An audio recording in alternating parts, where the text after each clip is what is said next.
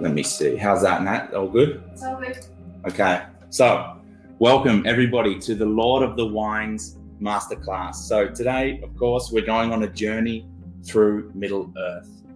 So presenting today is, of course, myself, Marco, and as well joining us for a little bit is my girlfriend, Natalia.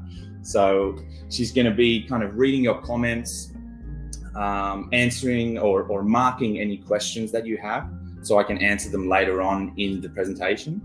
But if you do have questions, just don't hesitate to write it in the comment box, because we really want to know how we're doing. If you have any questions, if we're going too fast, too slow, the whole thing. So yeah, don't hesitate to use the comment box there. Natalia will mark it out if you have a good question, and we can answer that at some point. So our journey, where are we going? What are we doing?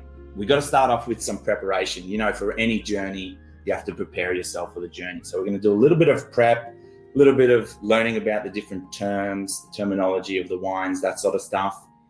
And then the first stop is the Shire. We're going to the Shire, okay? So this is the lineup here. They're all delicious wines, and you're going to discover some really, really amazing wineries.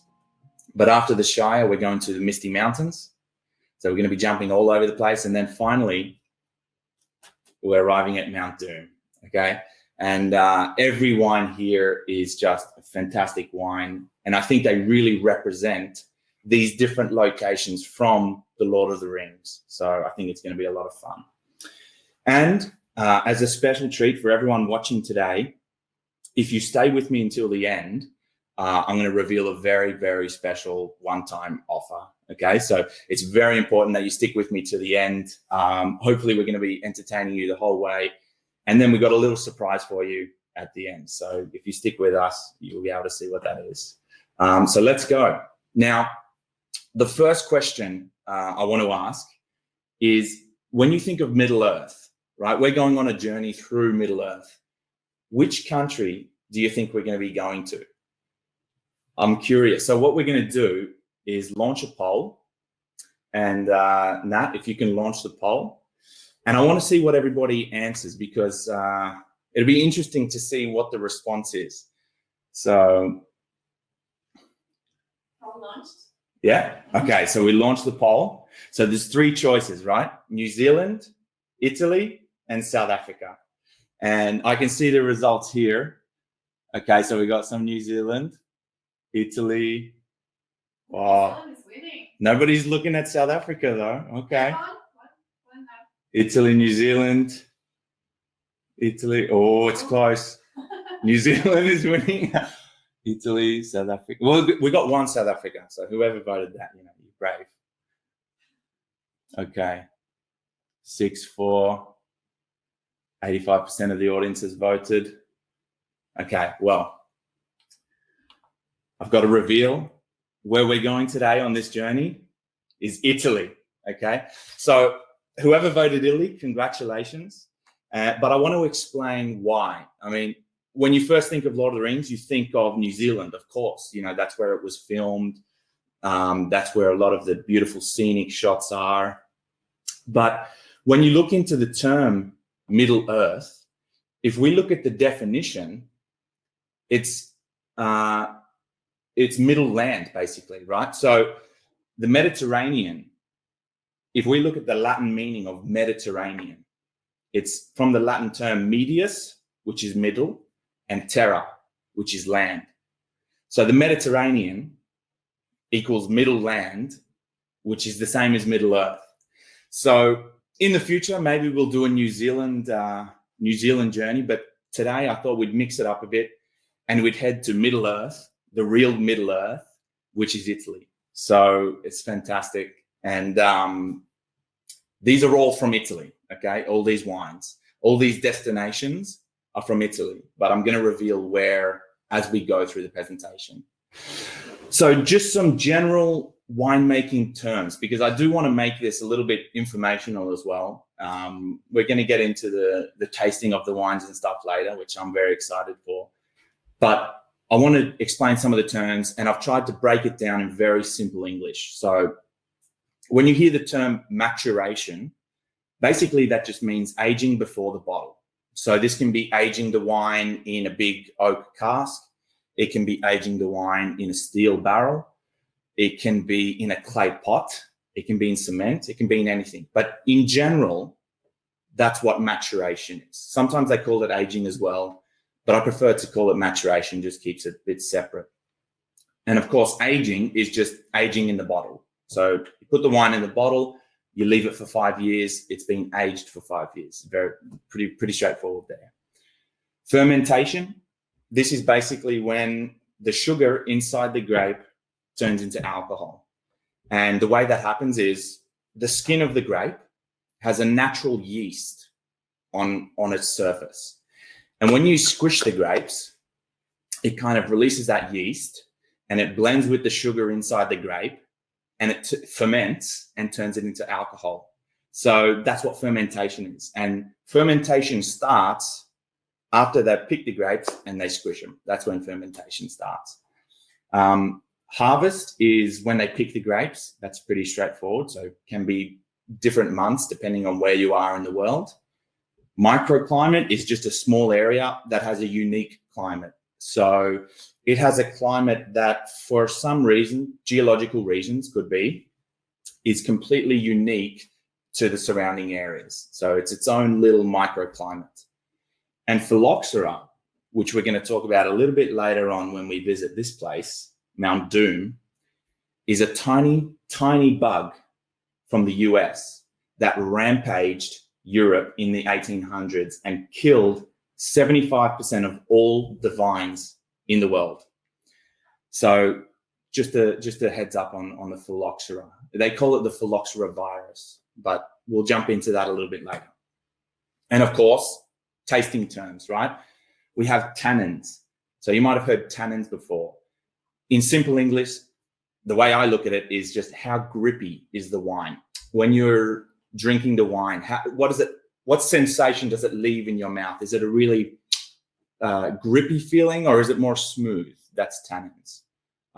Aroma, nose, or bouquet, something like that. That's just the smell. It's just fancy words for smell. Palate, fancy word for taste. How does it taste? I mean, technically the palate is on the top of your mouth, but usually if someone says, I'm getting, chocolate on the palate, it means you're tasting chocolate. So don't worry about those fancy terms. Today, we're just going to talk about taste. The body. So this can be a little bit confusing sometimes, but the best way to think about it is when you drink it, does it feel like milk, like heavy, like thick almost? Or does it feel like sparkling water, very light? There's not much weight to it. That's what body is. So is it more milky, more concentrated, or is it light, airy, and easy on the palate? The finish. Okay, when someone says, "Oh, it has a great finish" or a long finish, that just means how long does the flavor last? Once you swallow, how long does that flavor stay in your mouth, and how long can you taste it for? That's what the finish is. Acidity. You know what acidity is? When you get, like if you drink lemon juice, right? It's super sour and you get that feeling in your jaw. That's acidity. Okay, so high acidity is more like lemon juice. Low acidity is more like water. So you do want a bit of acidity in the wine, because when you do get a little bit of that feeling, it encourages you to enjoy more. You want to drink more because it's satisfying. Your mouth is salivating because of the acidity in the wine, which can be a good thing. And then, of course, there's balance, right? So the sugar, is it too sweet?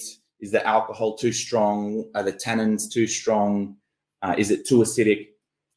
If all of these things are in harmony, then that's what we call a balanced wine, okay? So when people talk about balance, it's just, is the sugar balanced? Hopefully it's not too sweet. Is the alcohol balanced? If there's too much alcohol, it feels very hot when you're drinking it. And the tannins, if you can't open your mouth, it's too tannic. So that's what balance is. Now, preparation is done. Let's get to exploring these wines. So let's embark on our journey. And the first stop, of course, is the Shire, okay? So another question I want to see in the comments, when you think of the Shire, what do you picture? What comes to mind? Leave a comment, because I'm interested to see if what you think of the Shire matches up with what I think when I think of the Shire. So for me, the Shire is beautiful green rolling hills. It's, endless sun.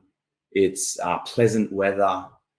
It's nothing. There's no high mountains. It's kind of just rolling hills, very, very peaceful communities. It would be a smaller population, I would think, when you think of the Shire. So is anybody commenting? Nobody wants to comment. Okay. That's all right. So let's reveal the first wine. The first wine from the Shire is the Galfridos 2014. Okay. So I got to turn the bottle around. So this bottle here, absolutely phenomenal wine. It's an incredible wine from a winemaker, Alison and Claudio. And they're based in, of all places, Tuscany. Okay. But I want to explain a little bit more where they're from in Tuscany, because, of course, when you think of the Shire, it's got beautiful green rolling hills. And when you think of Tuscany, you think of the same thing. You think of that sun-drenched, long afternoons, green rolling hills, that sort of thing. So these are the three main reasons I picked this Galfridos wine as a match for the Shire. So the first is because I recently went, maybe 2 years ago, to Tuscany in search of olive oil, of all things. And we were driving through Tuscany and we came to this little town called Maremma. And I was there, we were having some pasta at lunch, and there was this lovely old gentleman sitting at another table, and we were drinking a little bit of wine. And the gentleman, I didn't know at the time, Claudio, came over and said, welcomed us. He welcomed us to the town. He welcomed us to the restaurant. And he started asking questions, what do you do? And I said, I was in the wine business. And he said, oh, okay, I've got to show you this wine. So he went over, got some bottles of wine, turned out to be this Galfridos, brought it back, poured me a glass, and it was one of the most amazing red wines I've had in a long time. And then he told me about the story, about where they are. And so it just fits so perfectly with the Shire. The other thing is the name of the wine, Galfridos. Galfridos was an English poet from around the year 1200. And he used to write poetry, he used to write a lot of things. But one of the most important books or documents that he ever created was called, in Latin, I can't pronounce it, but in English it was called The Conservation of Wine. And this book, he studied the ancient Roman way of making wine, all the way back to the year, I believe, 60 AD, when Cato was ruling, Cato Jr. And he compiled all of the information he knows on wine. And he went to Italy and he studied it even further. And he created this document called The Conservation of Wine. And over time, all of the other documents got lost. All of the documents from the Roman Empire got lost. But the one thing that remained was Galfridos's Bible on conserving and making wine. And this is why he got the name Galfridos de Vino Salvo, which means the savior of wine. Because through bad climate, through phylloxera, through everything, all of the winemakers referred to this winemaking Bible. And they credit him with saving wine in general. So I thought that was very similar to the story of Bilbo, who traveled around and wrote a brilliant book after it, of course, went on an unexpected adventure. So for me, that just tied in so perfectly. And the last, of course, is Bagshot Row in Tuscany, in Lord of the Rings. This place where this wine is from is a little town called Porona, and it reminded me of Bagshot Row. Very small population, very relaxed atmosphere. Everybody knows each other, and a lot of them work in producing food, producing wine, olive oil, that sort of thing. So it had a real feel of Hobbiton to it, which was just fantastic. So I want to point out where it is on the map. So if you look at the screen, it's almost midway down Italy. Okay, it's not north, it's not south, it's kind of central area. And if we look here, you can see, looking at the map, just the amount of rolling hills. You know, there's not really any flat sections anywhere. It's not necessarily highly elevated, but you can see there's rolling hills that roll all the way to the sea. Okay, and if we look at the place in general, this is actually where the Galfrido's vineyard is. Okay, so here are some pictures. I mean, if this doesn't say the Shire to you,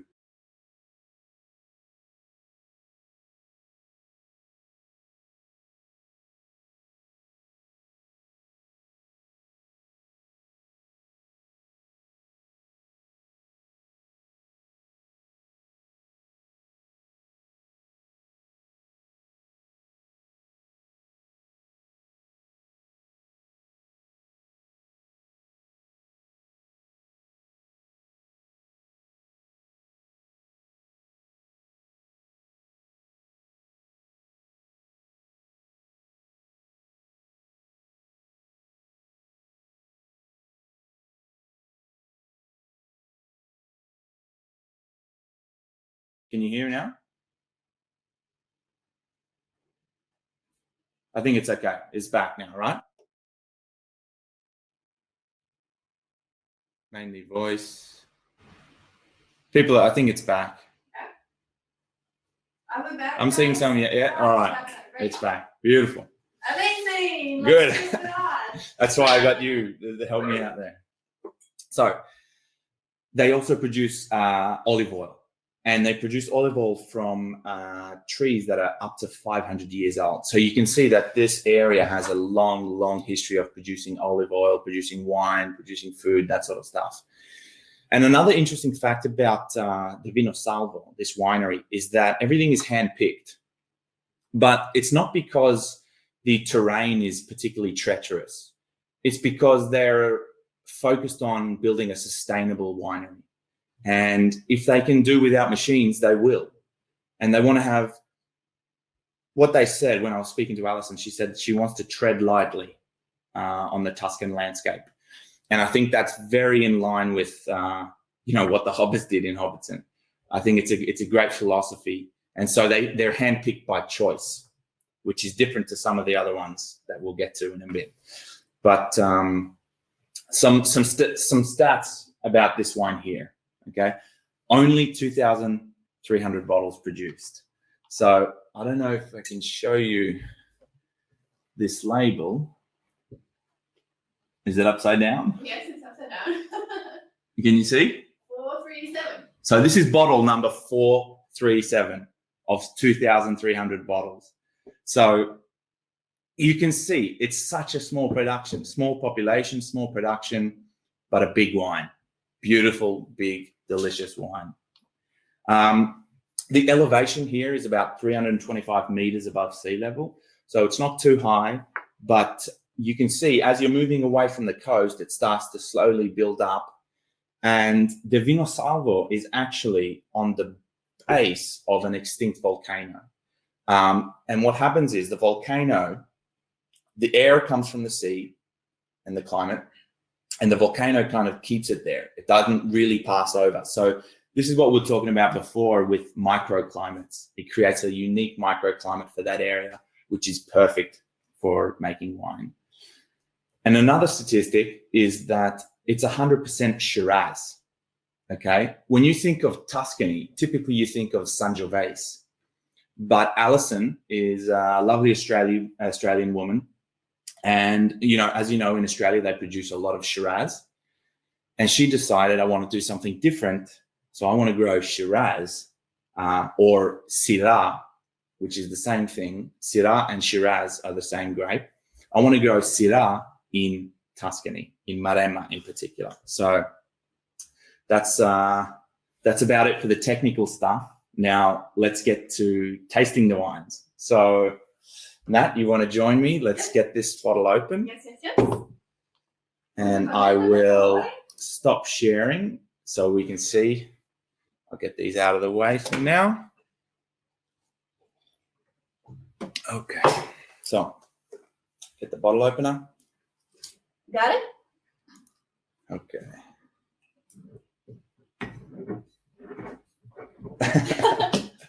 Hello, everybody.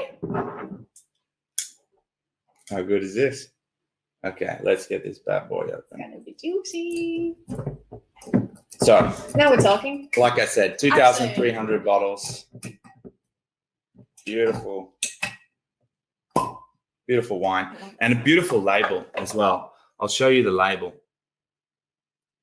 I mean, even the writing, De Vino Salvo, the logo, looks like it's exactly like the writing from Lord of the Rings. Okay, so you want to get your glass? Oh, I forgot about that. And for this one, we're going to use this big boy here, okay? It looks expensive, but it was very cheap. Usually a telltale sign is the thickness of the stem, and this is quite a thick one. But for a wine like this, it's perfect because you can get it in, you can slosh it around. Nat's going to be trying it out of a different glass, so we can compare the notes, compare the smells and everything like that. All right, let's get this guy in. And for those of you at home that got the bottles that I sent, now's a good time to open it, put it in the glass, get smelling, get tasting. And if you don't have this wine, well, you know, if you have our wine at all, you can open that as well and enjoy a glass. But first thing you want to do when you open this, you know, a wine like this is swirl it around, okay? You want to give it a bit of air. It's been stuck in the bottle for a long time, so you want to swirl it around. And the purpose of this is to just let it breathe, get some oxygen into it. So give it a swirl. When you smell, you want to kind of tuck your nose right in. You're not drinking it? Soon.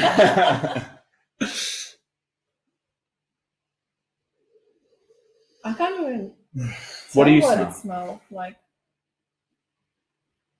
Grass? Not freshly cut, Yeah. but what they usually I get like berries, like really nice blackberries. I do get the grass. Yeah? I tasted this before and I made some notes, but that's the beauty of wine. You can open a glass, open a bottle, and taste different every time. So Also, it may change. Depends on the glass, right? yeah. Maybe it smells a little different than in my glass than yours. Okay, we'll have a sip. Okay.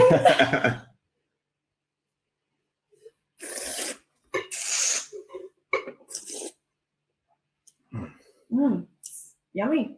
Super, super luscious. It's a nice body. Really, little bit more when we were talking about like the frizzy and the milk. This is heading towards the milk. Feel like drinking. Yeah, Teresa, you're missing out. Honestly, this is a delicious wine. But next time we can sort you out. But yeah, just really, really fantastic. I mean, the body on it, when you drink it, it just fills your mouth. Quite a long finish. It's just sitting with me. It lasts in your mouth for quite a while. Yeah. You can feel it's developing the taste. It's changing. Yeah, it's evolving And, as you drink. You can also like feel a little tannin. So it's 14%. It's not low. It's not high. It's around about average. We have some wines that we've tasted that are 18% from Sardinia, which is just insane. But in saying that, they are very balanced. So when we're talking about balance before, yes, it's 18%, but it's not standing out like crazy, the alcohol. So Agree. I think this is a very balanced, nice wine. I'm getting It's even dark chocolate. Like it has that powdery cocoa. chocolate. Yeah. That's true. It's delicious. Yeah. What would you give it out of 10? Oh, it's very easy to drink. It's very enjoyable. So It's quite warm. I mean, we room temperature. didn't keep it in the fridge, but I could keep drinking it. yeah, It's very pleasant. fantastic. Up to my taste. Everyone has a different taste. Someone likes it sweeter. Someone likes it drier. But I very always, enjoyable when I to me. talk about wine, I always think you don't have to be so technical about it. When we do tastings, we have one criteria for a wine, and it's one question we ask someone: is it delicious? That's it. That's all that matters. If you find a wine delicious, then that's a great wine for you. And if you get too caught up in all the stats and all the this and that, there's a bit of arrogance associated with wine, and I just think there's no point indulging in that. I think enjoy a wine. If it tastes good to you, it's a good wine, and this is a good wine. Cheers for that. Cheers. For everyone's drinking along, cheers to you too. Yeah, and cheers to you guys. Okay, let's not get too caught up on this. I'm gonna finish that. Nat, you can finish your glass, Yep. but we're going to get on to. If you have any questions, guys, just type it in. I'm gonna be following up. You heard the woman. Okay, let's continue with the presentation. And now I'm gonna So. keep enjoying this wine. Okay. We'll hide this. How's the presentation? Can you see the slides? Okay, so summary of the Galfridos 2014. So when I tasted it before, I tasted it yesterday, I got lots of ripe, dark cherries, really beautiful thickness to it there. Some blackberries and some roses on the nose. Okay, so dark cherries, blackberries, roses on the nose. Then, I can see you nodding. Yeah. So on the palate or taste-wise, we get some dark chocolate. Okay, dark fruits, almost like a Christmas pudding. Those old thick Christmas puddings, really, but not too sweet. This is when we talk about the balance. So nice acidity. I would say it's on the lower end of acidity. It's not giving me this, sour twinge in the jaw, but it's very nice, quite complex. And like I said before, it's got that dark chocolate, almost like a cocoa powder tannins, right? So you're feeling a little bit powdery. And if I was going to pair this, I would probably pair it with some lamb, some mushrooms, or some truffle, something like that. So delicious, delicious wine. If you have this available to you in your area, I highly suggest picking it up. Any questions in the? No questions. No questions? Okay, Yeah. Well, let's keep going. So the next stop, as you know, is the Misty Mountains. Okay, so the Misty Mountains. When you think of Misty Mountains, what do you picture? So not that anyone did it last time, but if you can leave a comment of when you're thinking of Misty Mountains, what do you picture? Because for me, when I picture the Misty Mountains, I picture something quite high in altitude. Obviously some mist, very mountain range, mountainous area, I would think. So snowy peaks, yeah, absolutely. Bit of snowy peaks, windy at times. So the wine for this, cool climate, yeah. Light air. Yeah, absolutely. That's a great way to think about it. So the wine I picked for this, for the Misty Mountains, is Dirupi Ole. It's a Rosso di Valtellina 2017. So, it's turned again.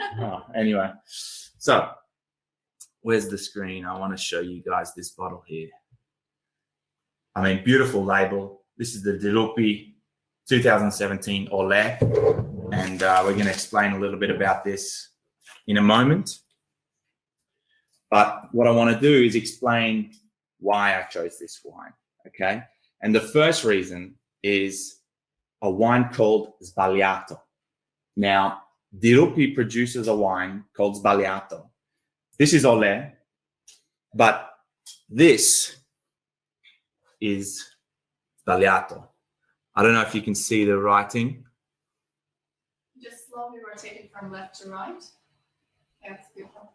So, when I first saw this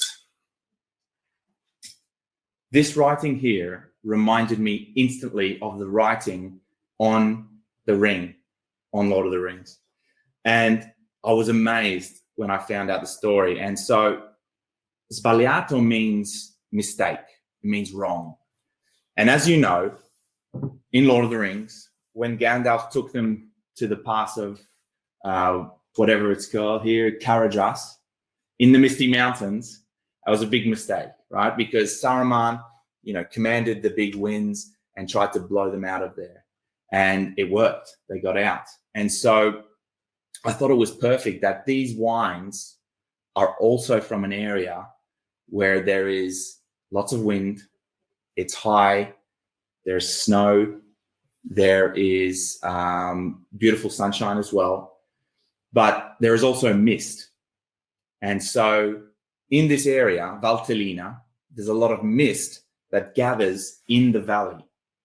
So I thought this was the perfect wine for Misty Mountains. Now, if you look on the map, you can see that it's quite high. It's almost in Switzerland, this winery.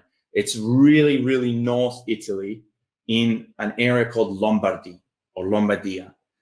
So it's really, really north, very Alps range. You can see on the map here. And if you look at this image, this is a fantastic image because in the top left, you can see a little bit of Lake Como. So if you know where Lake Como is, you'll know a little bit about where this area is. But you can see from Lake Como, there's a huge valley that runs all the way down to the bottom right of the screen. And this is the Valtellina Alps range. And Lake Como every day sends a beautiful thermal wind all the way down the valley. Okay, so it reminded me of Saruman when he was commanding the winds to go down.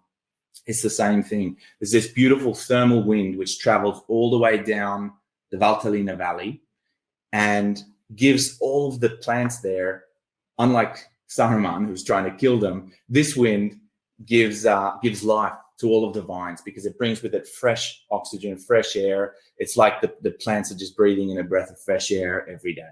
So it really, really helps with keeping the plants, the vines, the grapes healthy. So this is a great shot to show you that. And this is also an image of the slopes of Valtellina where this wine is from.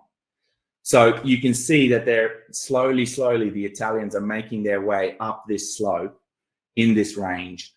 And a lot of the winemaking takes place from about 450 meters up to 900 meters, maybe even more in some areas. But in this particular area, which is around the Grumello area, they go from about 400 to 800 meters above sea level. And what's beautiful about this vineyard, Olé, is that it is on the north side facing south. So it has sun almost every day of the year, even in winter. So it's a really, really great position for this wine. So this is an image of the Dirupi winery, and you can see how steep this slope is, right? You can see in the bottom of the valley, there's a bit of a mist cover that is covering all of the houses, all of the different shops and stuff down there. And as you travel up, it actually gets a little bit clearer. The air is less misty. It gets a little bit cooler as well. So this is a great image to show you that. This is Davide. He's one of the owners, along with Pierpaolo of Dirupi. And you can see he's got this funny thing on his back. And the reason for that is these slopes are too steep for any machine. So everything has to be done by hand. So whereas before in Tuscany, they did it by hand because they're looking to be more sustainable, these guys are doing it by hand because they have no choice.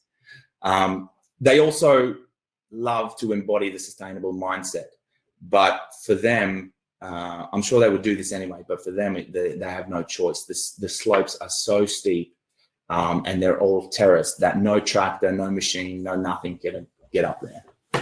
So I wanted to show you this image as well, because as you can see, it snows as well in this area. So it's very reminiscent of the Misty Mountains where the snow is. And Davide was saying that in January, when they're pruning all the different vines, they can be up to their knees in snow, but wearing a t-shirt. So this is because they're on the northern slope, facing south, and the sun is almost perpendicular to them. So they can be there in snow during the day in t-shirts and be warm, and they don't get cold at all. So I thought that was really, really cool fact. And this is one of the castles in that area. This is the castle Grumello. So it's a stunning sight. But if you notice in all the images, there's still a bit of mist, a haze that's in this area. So I thought for the Misty Mountains, there's no better wine than this one here. So some interesting facts about Dirupi. The cellar where they store all the wine is from 1576 AD. So it's a very, very old cellar. And like I was saying before, everything is worked by hand. And that doesn't seem so bad until you find out they have 30,000 plants. So you can imagine they have to prune by hand 30,000 plants. So to me, that was just insane to think of. I mean, even if you have a team of 10 people, that's going to take a while. And another really, really interesting fact is that in this area, in Valtellina, they've been making wine and making and producing different things for a long, long time. And they have some steps built into the terraces that are over 1,000 years old. So to me, that blows my mind that they've lasted 1,000 years. And Davide was saying they have a big philosophy of just taking care of it for the next person. So they never really feel ownership of this area. They always feel like as though they're looking after it for the next generation. So I think that's a really great philosophy, and it shows in the wine that they have a care for this sort of thing. So some stats about this wine here. At this point, we're about 450 meters above sea level. So it's not the highest that they have. This wine here, this Sbagliato, is almost 1,000 meters. It's like 880 around there. But the prime winemaking area, they think, is between 450 and 600 meters. So this guy is towards the lower end, which means thinner skin on the grapes, which means fresher wine, more dynamic, more energetic wine. This is, of course, 100% Chiavanesca, which means it's just a fancy word basically for Nebbiolo. It's a different word for Nebbiolo, which is the typical grape that you find in Barolo and Barbaresco. But it's a very different wine. Same grape, completely different wine, okay? And what's interesting about this is it's also done in steel. So when they put the wine through maturation, when they mature it, they do it in a big steel barrel. No oak, no wood. So let's taste. Let's do it. Stop sharing. We go to the camera. Can't wait to taste it. Yeah, good. Okay, let's get this open. I'm coming with a big glass the now. big one? Yeah, I finished my previous glass way too quickly. But it's a very nice wine. I really enjoyed both winners. Okay. It was a little bit more on a sweet note, which I really enjoyed. Yeah, very nice. Now, time for this one. Let's get this bad boy open. Masterclass. I love the sound. So, again, if you've got your wine, take some sips. Don't let us have all the fun. We want you guys to enjoy it as well. If you were lucky enough to get these wines when I sent them, now's the time to open this guy. But let's get pouring. Let's get tasting. And look at the color already. The color is completely Can you see that? different.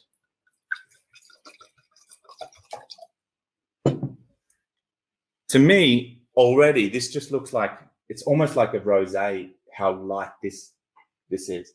And for a Nebbiolo, when you think of Nebbiolo, that's a Barolo. Typically, they're quite dark, quite big, powerful wines. This doesn't give me that impression at all. It's just light, it's airy. That's a big glass. Wow. That sexy pop sound goodness. Yeah, I agree, Ken. There's nothing more satisfying than that. So It's absolutely not what I expected from the nose, because we've been in Italy, in Barbaresco, just last summer, and we've tried a lot of Nebbiolo wines, and it's always like peppery on the nose, very dry, and this is not. Yeah. I get like strawberry jam. Oh yeah, absolutely. Like very jammy. Like that fresh strawberry jam, just straight out of the container onto the bread. That's exactly. Okay, let's taste. Just open the any actually jam, jam you have. That will be very close. I should have got a jam to compare it. But. I can try to find something in the fridge, but yeah.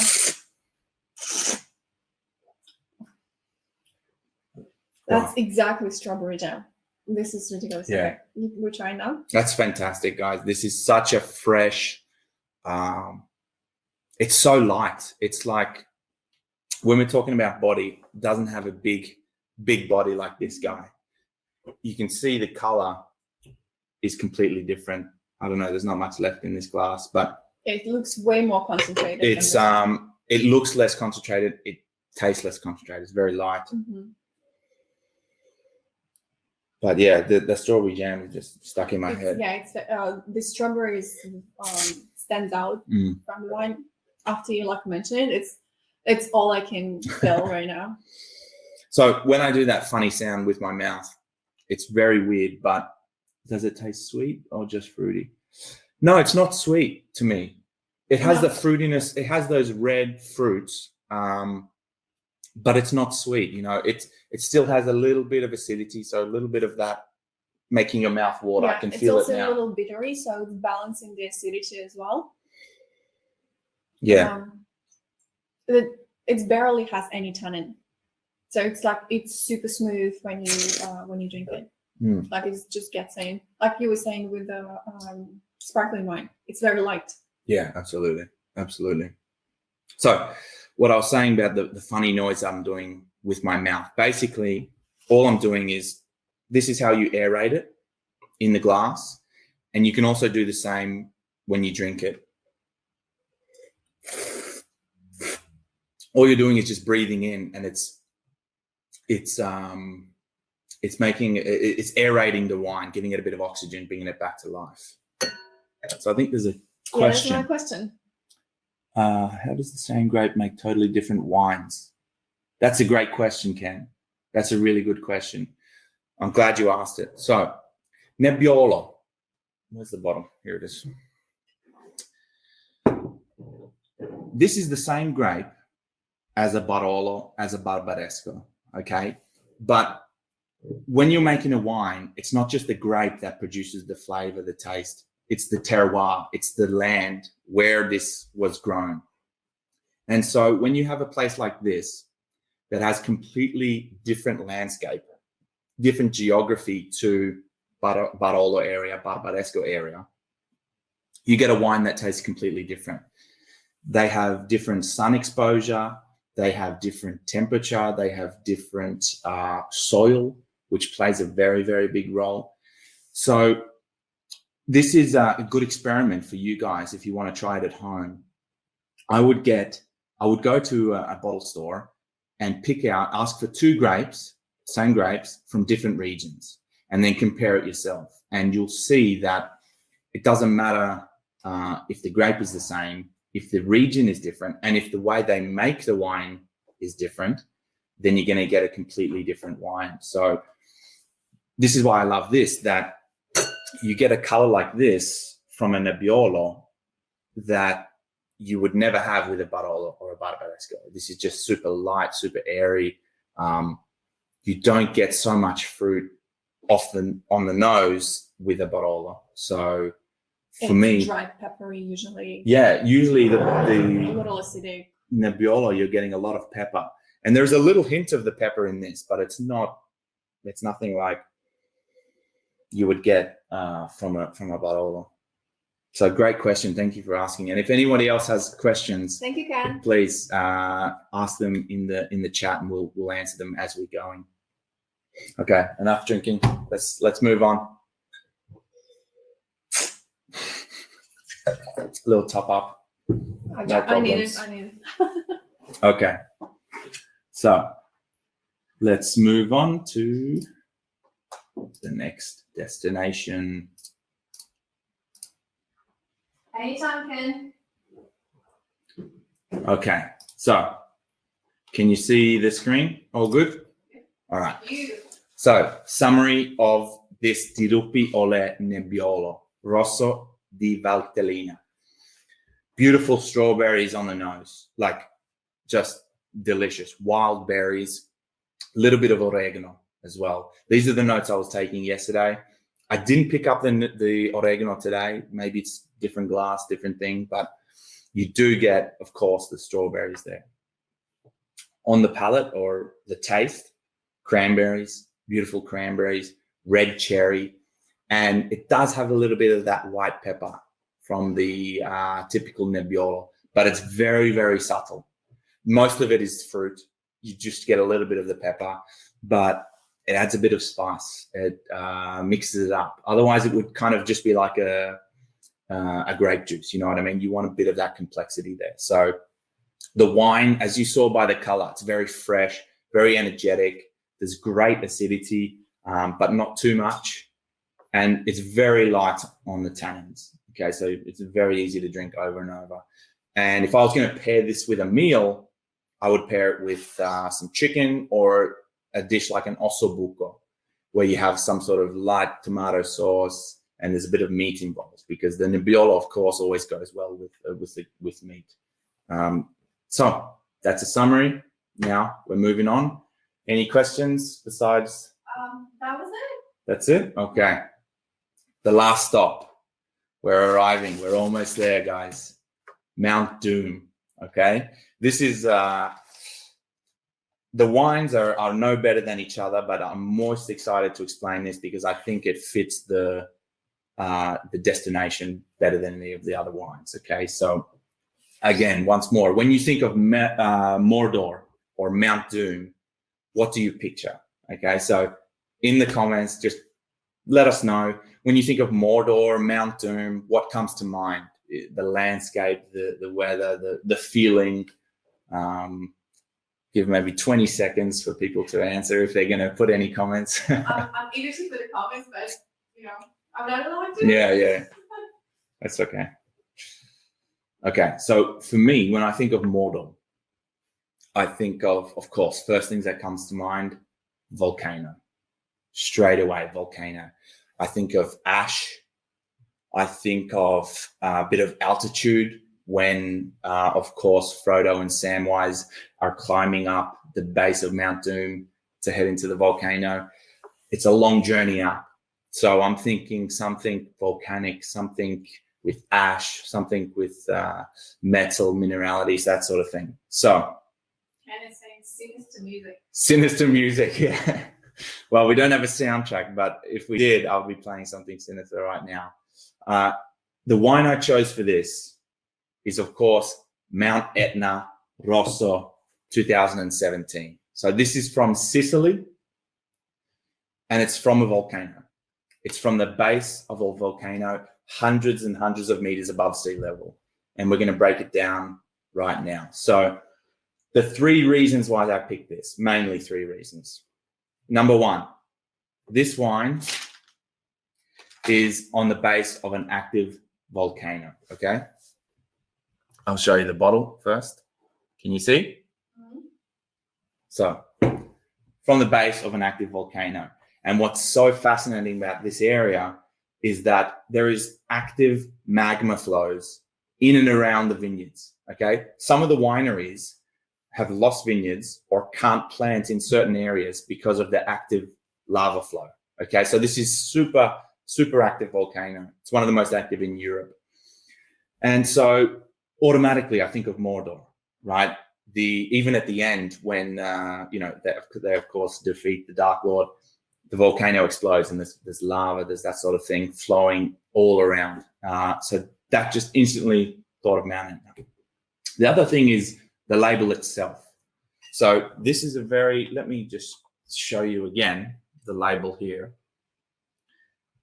It looks random, okay? All these crosses everywhere. But it's actually very thoughtful of the winemaker.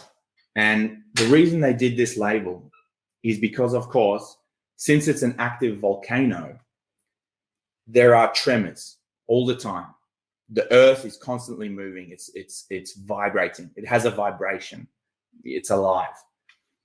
This represents the seismograph of the mountain. So as you can tell, this is like as if the mountain is constantly vibrating. And that's why they put this on the label. So they have a red wine, they have a rosé, and they have also a white, that all are from this range. But I just thought the label it's beautiful because it first of all, I love it. But second of all, it has a deeper meaning than you would think. When you look at it, it really represents Etna itself. You know, it's active, it's moving, it's alive. So it's fantastic. And the third, of course, like I mentioned before, is just the altitude itself. Some of these vineyards go up to 1,200 meters. So I don't know any other areas besides maybe Chile that has wineries that are that high. So as you can see on the map, we're right down in Italy. Okay, we're towards the very bottom. We're in Sicily, in particular near Catania, which is a beautiful area. And if we look here, you can see this red dot is where the winery is. And behind it is, of course, Mount Etna, the live volcano. It's a little bit different from Mordor because right next to it, to the left, you have a beautiful beachside. Okay, so Mordor, Mount Doom doesn't have that.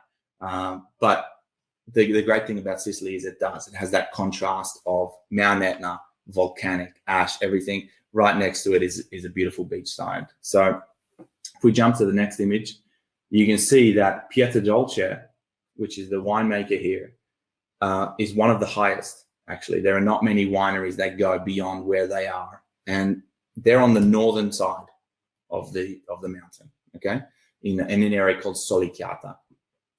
So you can see how high they are at the base of this mountain. If you go any further up, you can't make wine. It's just impossible to make wine. So they're really on the limits of where you can produce nice tasting wines. So here's an image here of the area. As you can see, it's just simply stunning. I mean, you can see Mount Etna in the background. There's always smoke coming out of it. It's active, of course.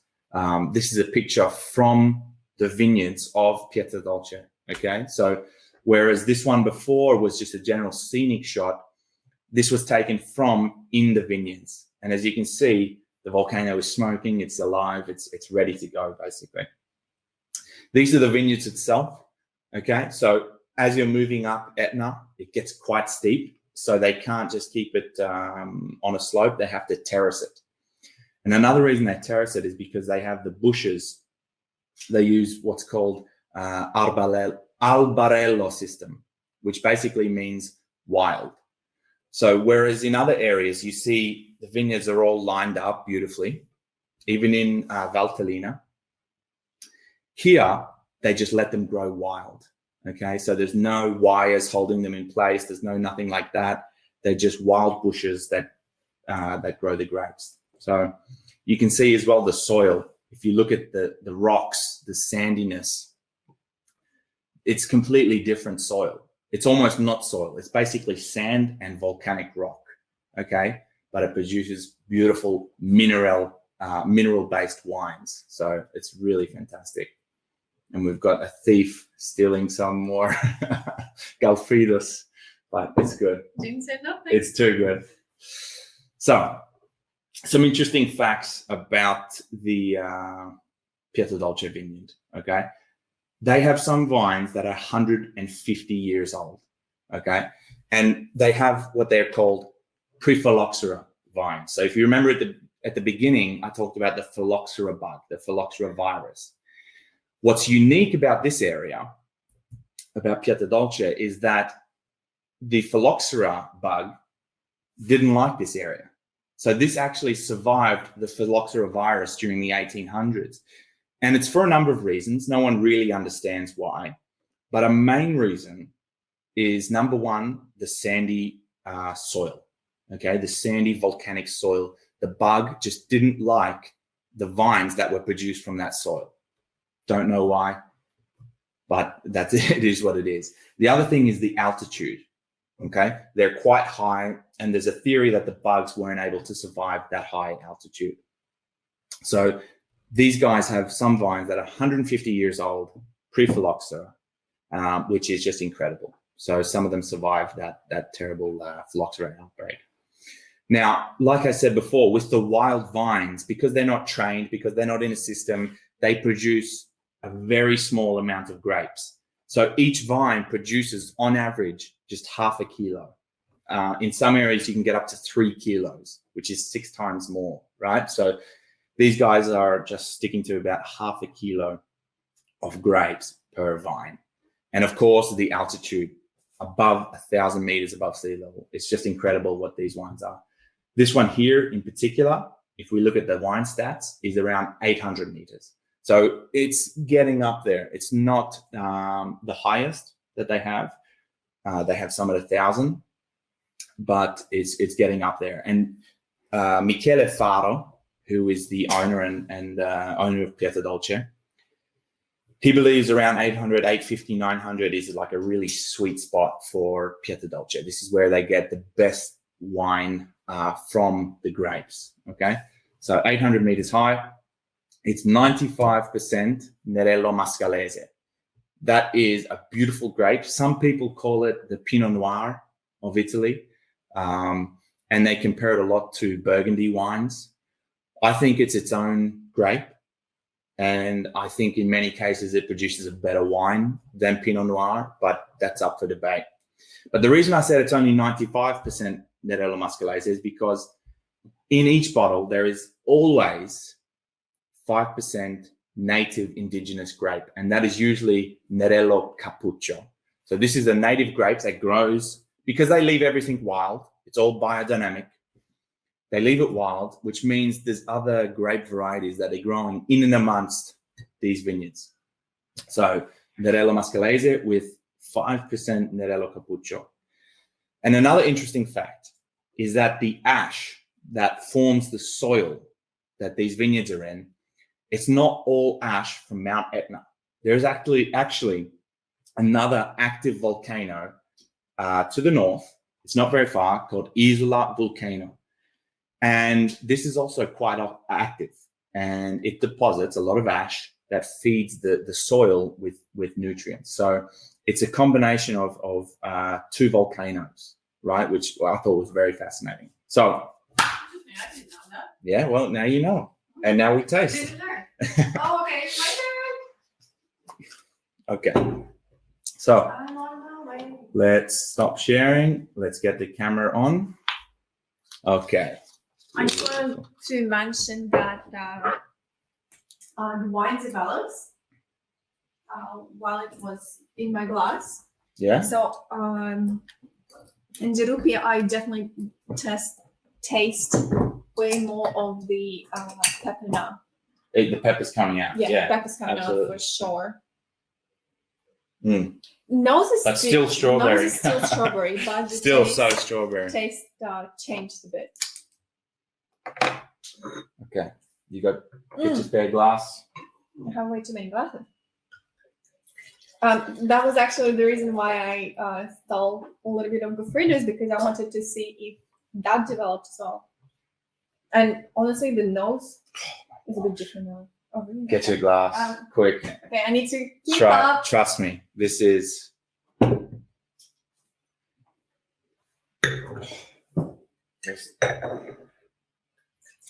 Pietra Dolce, by the way, I don't think Marco mentioned that, means sweet stone. True. That's a good point. Pietra Dolce means sweet stone, basically. So they're saying that the stones that make up the soil there give the wine a beautiful sweetness. But the nose, how it's spectacular. It smells like a perfume. The color is just beautiful, clear, ruby. Something seductive incredible in it on the nose. Like very settled. But I can smell. A little bit like a. I don't want it like sound bad, but it's a little like sweaty. A little bit. But it has that reduction. It has also like flint, like really mineral flint. But also red fruits, like cherry, I can smell. Absolutely. I smell a bit of a pear or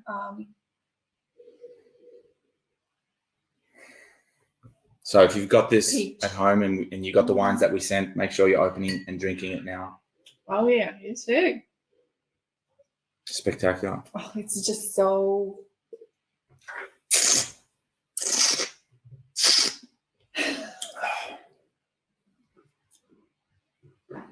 It's got a beautiful amount of tannins. Has a little bit of that grippiness, right? We're talking about grippiness when you're thinking about tannins. But and acidity as well. Yeah, beautiful acidity right here. This is a dangerous wine because this is one of the few wines that you can drink a bottle and not even notice it. It just goes down so well. And it's due to a lot of things. It's primarily the elegance of it. It's very elegant, very balanced wine. It's also to do with the acidity, right? There's great acidity here, and it makes you just want to drink more and more and more. But you'll be surprised that it's a little bit high. It's 14.5% alcohol. Okay, so I think acidity hides it. Yeah, but that's why it's balanced, right? When you don't notice the alcohol and you look at the bottle and you're surprised, that means it was a balanced wine. So with wines that have a little bit higher alcohol, you also get a faster nose, right? So you can open it and smell it straight away and you just get inundated with smell because the alcohol is evaporating. And when the alcohol evaporates, it brings with it the molecules of smell. So when you have a higher alcohol wine, so long as it's balanced, the alcohol that's evaporating, when you open it, will bring up the flavors, the smells of the wine really, really well. So it's a little bit of tannin. I can feel it a little my tongue sticking to my lip tongue. Yeah, which is what we talk about, grippiness. It has a little bit of grip to it. Yeah, it's a little bitter. Definitely, like I could say, elegant acidity. It's not kicking you like a lemon juice, but you definitely taste it. Yeah. And it's very light as well. Very light. To me, it's very, very sexy. I don't know what is about it. It's a very nice very wine. Sexy wine. Yeah, that's it. It's a good summary. Okay, so I think we've finished the tasting. Now, let's get on to the surprise. I've got a surprise for you guys. So we'll get back to sharing the screen. Thank you, Natalia. Yep, anytime. If you have any questions, please feel free. We're here to learn. Absolutely. Okay, so summary of this amazing Mount Etna, Mount Doom, Mordor wine. So on the nose, quite complex. Like I said, a little bit higher in alcohol, brings it up really, really well. There's pomegranate, there's cherry, there's flint, has that minerality to it. When you're drinking the wine, great minerals, almost a toasty flavor, a reduction flavor. There's smoke, there's strawberry, and still a little bit of white pepper, similar to the Nebbiolo, but not as pronounced, okay? Much, much less there. So in terms of balance, very elegant. Like I said, pleasant acidity, just makes you want to drink more and more. And the tannins are there. They're not overwhelming, but they're there, and they're really add a little bit of extra flair to the wine. So I think it's a great, great wine. In terms of pairing, I think with a pizza, a Neapolitan margherita pizza, this is a no-brainer, okay? Or a nice pasta or some sort of lamb dish would be also fantastic. Okay, so here is the special offer, and we're going to do a little summary of what we've learned today, what we've tasted, and that sort of thing. So the Galfridos, okay, ripe, dark cherries on the nose, blackberries, roses, dark chocolate, black fruits. We got great acidity. Normally, this retails for around 390 Hong Kong dollars, okay? So if you're thinking in US, that's about $50. The Olé. This is beautiful strawberries, wild berries. Remember, this is Misty Mountains, nice altitude. This has got the cranberries, the red cherry, white pepper. It's an energetic wine. The color is spectacular. I think it's the nicest looking out of the bunch for sure. Good acidity, lighter on the tannins. This usually retails for around 360 Hong Kong dollars. And of course, the Etnorosso, which we just jumped into now. This is more complex, right? Pomegranate, flint. It has the mineral flavor. It has a little bit of the white pepper. It's has the smokiness from the ash that's continually falling. Very elegant wine. This retails for around 410. So if you were going to buy these wines normally, it would cost you, plus shipping, of course, around 1,300 Hong Kong dollars. And honestly, at that price, it's worth it. If you try these wines, you'll know what we're talking about. They are so spectacular that they're worth this price. But I know not everyone has that money to spend on 3 wines. So what we want to do for everyone watching today, we want to give you a special offer. And that special offer is all 3 wines plus a free bottle of any of these wines that you want, plus free shipping, plus a free bottle opener, and we'll ship it to you anywhere in the world. Wherever you are, we'll ship it to you, and we'll give it to you for $986. So if you were to get all of those things separately, that's $1,780. But since you were kind enough to show up today and signed up for the webinar and everything like that and stayed with us until the end, we're going to give you this offer. So Natalia, if you can share the link with them.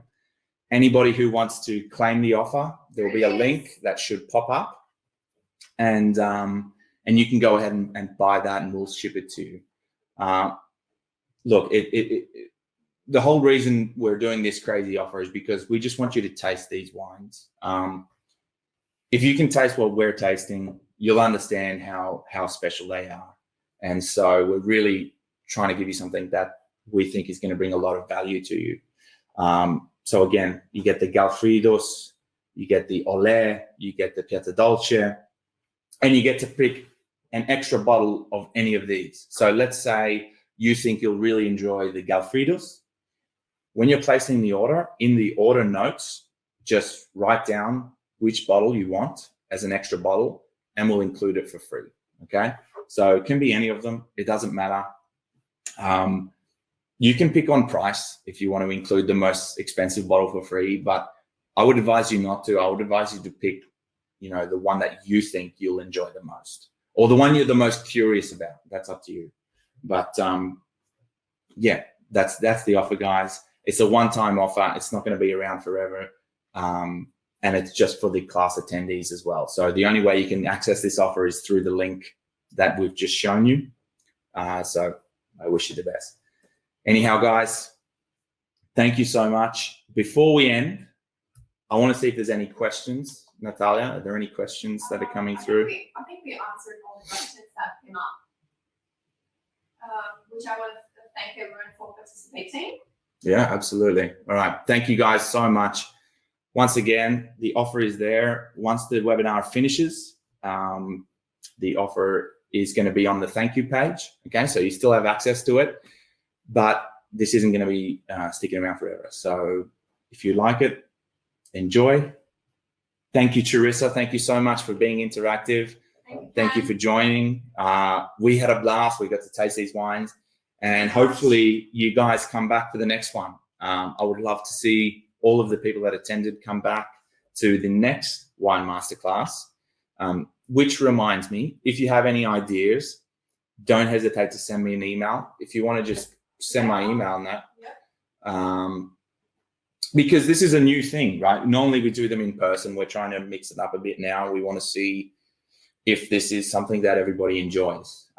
We certainly enjoy it, but we want to see what the feedback is from you guys. So that's the email. I just send in the comment box. So just copy and feel free to contact us at any time. Or if you have any questions.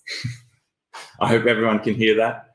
But basically, we're just saying, if you have any questions or you want to buy the bottles at a later date, just send an email to me. The email is there in the chat. Anyhow, that's it for today, guys. Thank you so much for joining us, and we hope to see you again soon.